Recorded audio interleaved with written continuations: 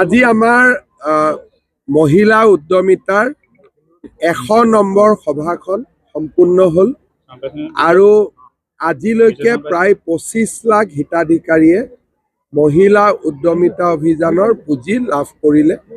অনাগত দিনত আমি আৰু 26টা সমষ্টিত বিতৰণ কৰিম আৰু 126টা সমষ্টিতে 6 ফেব্ৰুৱাৰীৰ আগতে আমি শেষ কৰিবৰ বাবে যত্ন কৰিছোঁ। মই নাজানো নিৰ্বাচন অসমত সকলো চিটতে আকৰ্ষণীয় হয়, কোনোবা হাৰে কোনোবা জিকে, এইটোক লৈ পেলাই আৰু ইমান চিন্তা কৰি থাকিলে একো লাভ নাই। নিৰ্বাচনটো সকলোতে আকৰ্ষণীয় হয়, পঞ্চায়তো আকৰ্ষণীয় হয়, জিলা পৰিষদো আকৰ্ষণীয় হয়। কোনটো নিৰ্বাচন অনা আকৰ্ষণীয় হয়? সকলো নিৰ্বাচনটো আকৰ্ষণীয় হয়েই। নিৰ্বাচনটো এবাৰ আনুষ্ঠানিকতাই হ'ব নেকি ছাৰ? মই ক'লো নহয় যে নিৰ্বাচন হ'ব, ৰাইজে ভোট দিব, ৰাইজে যাক যেনেকে ভাল পায় তেনেকে ভোট দিব। ইয়াত আৰু আগতীয়াকৈ টিভিত কিবা এটা কৈ থাকিলেনো কি ৰিজাল্ট ওলাব? মই ক'লো যে টিভিত কথা পাতি থাকিলে ৰিজাল্ট হ'ব জানো?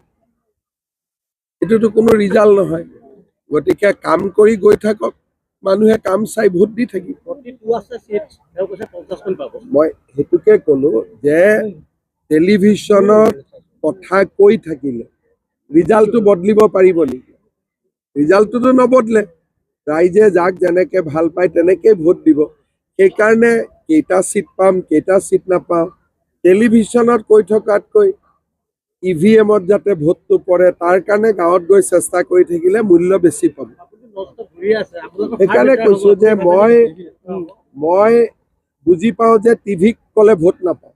সেইকাৰণে মই কাম কৰি চেষ্টা কৰি আছো যে কামৰ জৰিয়তে ভোট পাওঁ যদি পাম।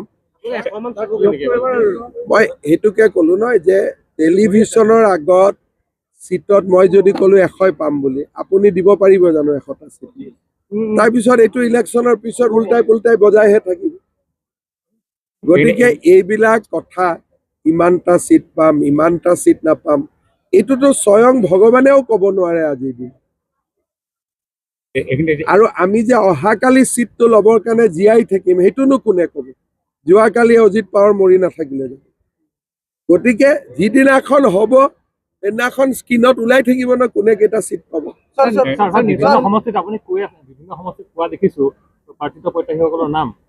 ইয়াতে য'ত য'ত এজন প্ৰত্যাশী আছে, কোনো বাক বিতণ্ডা নাই, তাতে ক'ব পাৰি টিয়কত কোন কেণ্ডিডেট আছে কি নাই মই ইমান ভিতৰত চোৱা নাই। सर मियां लोगों को खदेड़ने के लिए जो आपने बोला था कि उनको जहाँ 4 रुपए मांगते हैं वहाँ 3 रुपए दो, इस पर से विरोधियों का काफी प्रतिक्रिया और राजनीति की उफान हो गया। और आज अखिल गोगोई ने बोला है कि हमारे सीएम का स्क्रू ढीला हो गया। सर ऐसा नहीं, ठीक है, मेरा स्क्रू अगर ढीला है ढीला ही रहने दीजिए ना, उसमें उनका आपत्ति क्या है? लेकिन सुबह शाम पागल जैसा मैं तो नहीं बकता हूँ ना, मैं एक मकसद लेके ही काम करता हूँ।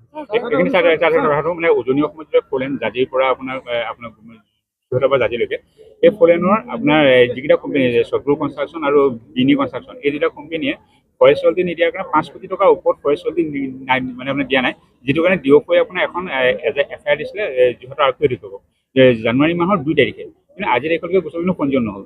আৰক্ষী অধীক্ষকে আইনমতেতো কাম কৰিবই। অসমীয়া ল'ৰাই আৰক্ষী অধীক্ষক আছে, কিবা যদি ভুল আছে डेफिनेटली केस लो, क्यों न लो? गौरव गोगोई ने बोला है सर ये कि जो आप इलेक्शन आते ही उनको परेशान करने का एक एजेंडा उठा लेते हैं, मगर वो डरने वाले नहीं है। उनका सवाल था कि देखिए वो डरने वाला नहीं है, वो अच्छा बात है, ठीक है। हमारा भी किसी को डरवाने का मकसद नहीं है, लेकिन जो सच है वो सच ही रहेगा, जो झूठ है वो झूठ ही रहेगा। गौरव गोगोई पाकिस्तान का एजेंट है, उनका बीबी भी पाकिस्तानी है, और मैं आपका सामने बोल रहा हूँ, उसका हिम्मत है तो जाके मेरा ऊपर केस करे। क्या राष्ट्रपति शासन लगे? 1 माह पिछत इलेक्शने हब देखुन। केंद्रीय गृहमंत्री बाबा আজি কেন্দ্ৰীয় গৃহমন্ত্ৰী ডিব্ৰুগড়ত আহিব। অহাকালি তেখেতৰ ডিব্ৰুগড় আৰু ধেমাজিত মিটিং আছে। গধূলি তেওঁ গুৱাহাটীত বিজেপিৰ ৰাজ্যিক কাৰ্যালয়ত যাব আৰু আমাৰ নিৰ্বাচনী প্ৰস্তুতি তেখেতে বুজ ল'ব। सर चुनाव में इस बार क्या रणनीति रहेगी? हाँ हाँ তেওঁলোকে প্ৰাইভেট কোম্পানীৰ আণ্ডাৰত কাম কৰি আছে গতিকে প্ৰাইভেট কোম্পানীৰ আণ্ডাৰত কাম কৰা সকলৰ কথা মুখ্যমন্ত্ৰীয়েতো উত্তৰ দিব নোৱাৰে সেই কোম্পানীৰ মালিকৰ লগত আপোনালোকে কথা পাতিব লাগিব কিন্তু চৰকাৰে যাক যেনেকে পাৰে সহায় কৰি আছে চাকৰি এডভাৰটাইজ উলিয়াই আছে যদি কাৰোবাক চাকৰি লাগে এপ্লাই কৰিলে হ'ল सर आपने घोषणा की है कांग्रेस की इस बार करारी हार होगी कितनी सीट मैं मिलने की कहा उम्मीद है? क्या बोल रहा हूँ मैं तो इतना ही बोल रहा हूँ कि मैं काम कर रहा हूँ मैं कई जगह में कहीं में भी ये नहीं बोल रहा हूँ कि बीजेपी को इतना सीट मिलेगा नहीं मिलेगा किसी का करारा हार होगा किसी का करारा जीत होगा मैं तो भगवान को विश्वास करता हूँ भगवान जो भी देगा जोली में वही ले लूंगा सर असम की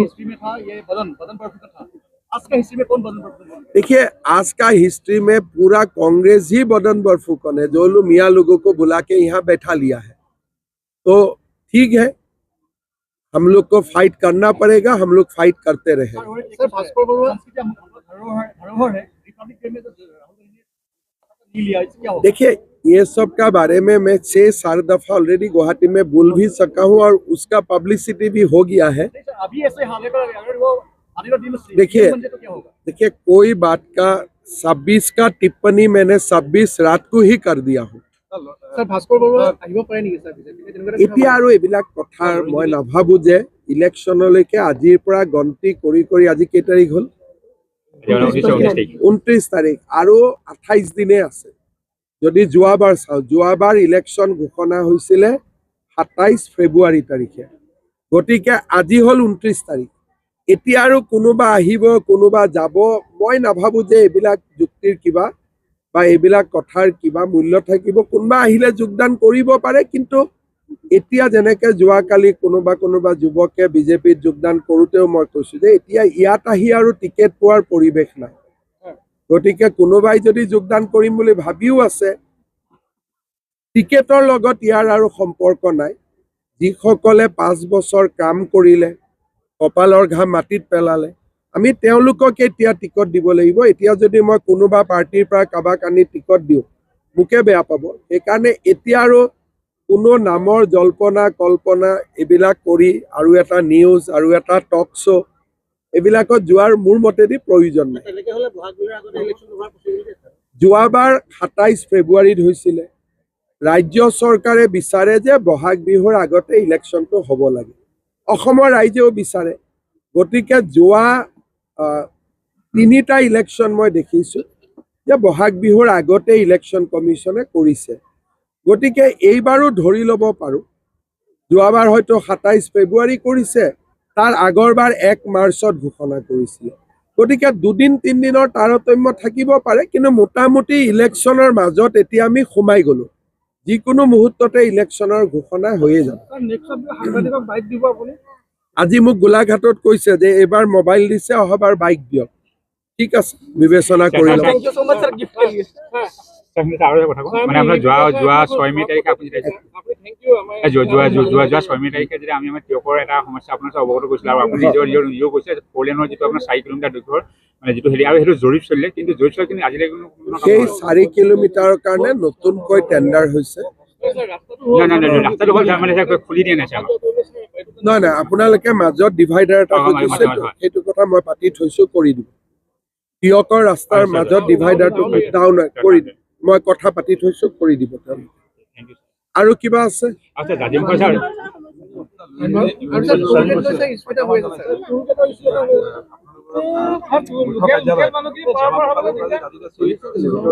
একদম সৰু কথা অহাকালি লগাই দিব পাৰো এইটোত কোনো কথা নাই শ্যামা প্ৰসাদ মুখাৰ্জীৰ কাষত অসম আন্দোলনৰ শ্বহীদক শ্ৰদ্ধাঞ্জলি জনোৱা এইটো কোনো প্ৰত্যাহ্বানৰ কথা নহয় কিন্তু তেওঁ প্ৰত্যাহ্বান জনোৱা মানুহজনে হজৰত মহম্মদে কি কৈছিল যে নিজে মিঠাই খোৱা বাদ দিয়াৰ আগতে বেলেগক পৰামৰ্শ দিয়াৰ আগতে নিজে মিঠাই খোৱাটো বাদ দিয়ে লুৰিণজ্যোতি গগৈয়ে আমাক পৰামৰ্শ দিয়াৰ আগতে শ্বহীদসকলক হত্যাকাৰী কংগ্ৰেছ দলৰ লগত এলায়েন্স নকৰো বুলি কৈ দিয়ক তেতিয়া শ্যামা প্ৰসাদ মুখাৰ্জীৰ লগত নহয় বিজেপি অফিচৰ একদম সন্মুখতে লুৰিণজ্যোতি গগৈৰ প্ৰতিমাই লগাই দিম তেওঁ যদি এইটো ষ্টেণ্ড ল'ব পাৰে তেওঁতো এতিয়া কংগ্ৰেছৰ লগত শুৱে বাৱে কংগ্ৰেছৰ লগত ঘূৰি ফুৰে কাৰ লগত ঘূৰি ফুৰে ৰাহুল গান্ধীৰ লগত ৰাহুল গান্ধীৰ মাক ৰাহুল গান্ধীৰ বাপেক আৰু আইতাকে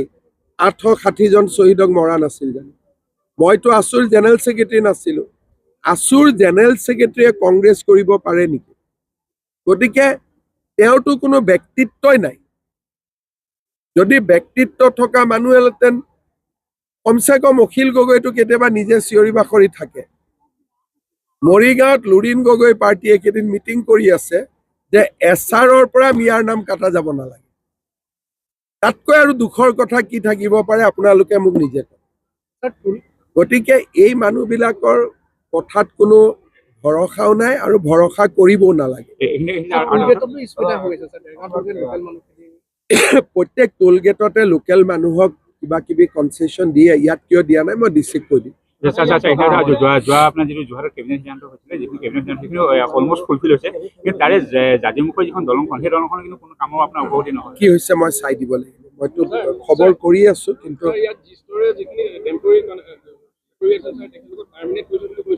মই নাজানো মই ইমান খবৰো নাপাওঁ শিক্ষামন্ত্ৰীক ক'লে এইবিলাক ভাল মইতো ইমান খবৰ ৰাখিব নোৱাৰো আৰু ইমান খবৰ ৰাখিলে মোৰ ব্ৰেইনটো ছুপাৰ কম্পিউটাৰ হৈ যাব লাগিব ঠিক হৈ থাকো হ'ব ভালে